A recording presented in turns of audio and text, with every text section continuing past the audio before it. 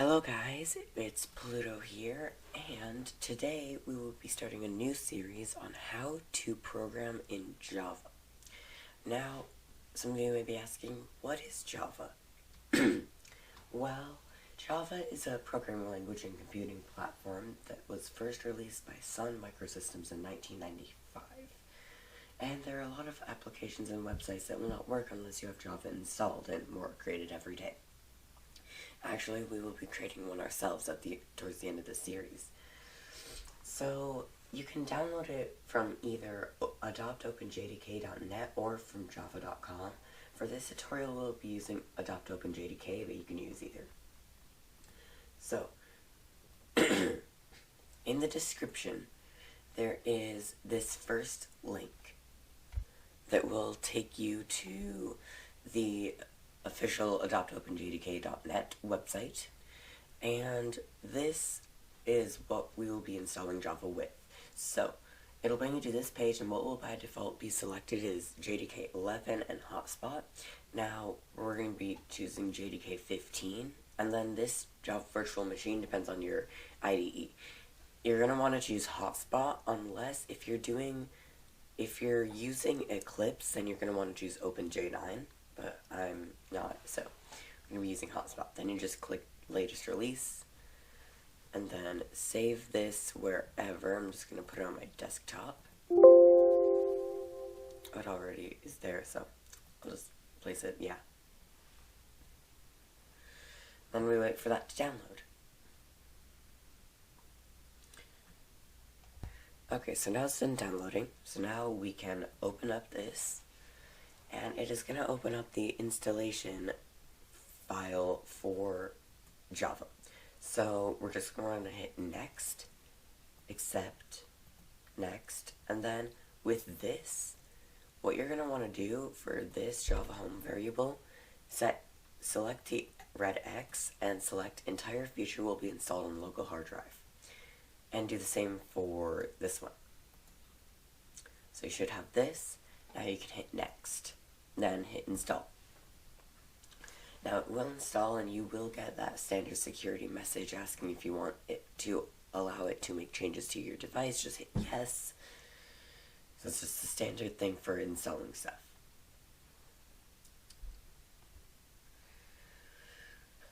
So it's installing, and now it's finished, so we can hit finish. Now we need to get the IDE.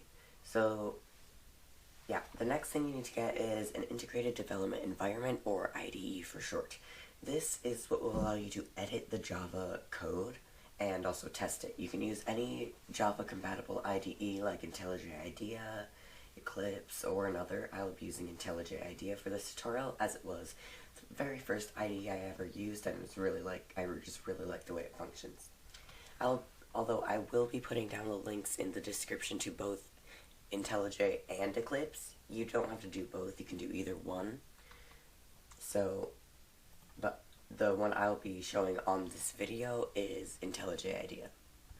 So, the download link will bring you to this page, and what you'll want to do is there is an Ultimate Edition, but this does cost money, and you can still edit Java code with just the Community Edition. So I'm just going to hit download on this one. And then you should get this, so what you're going to do is save that, and then just wait for it to finish downloading.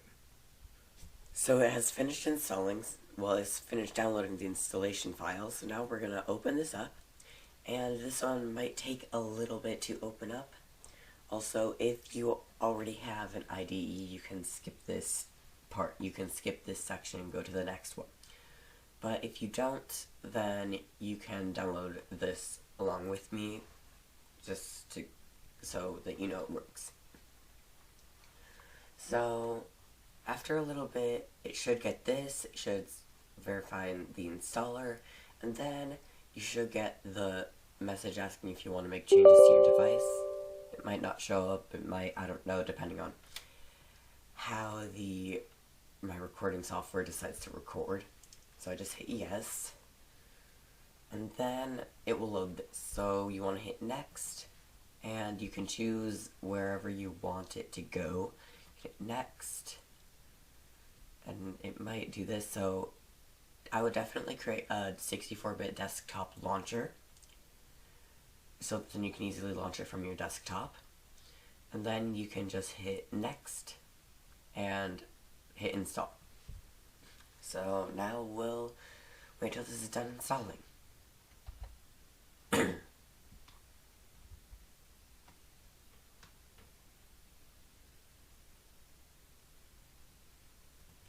So it is almost done installing. So, wait for it to finish.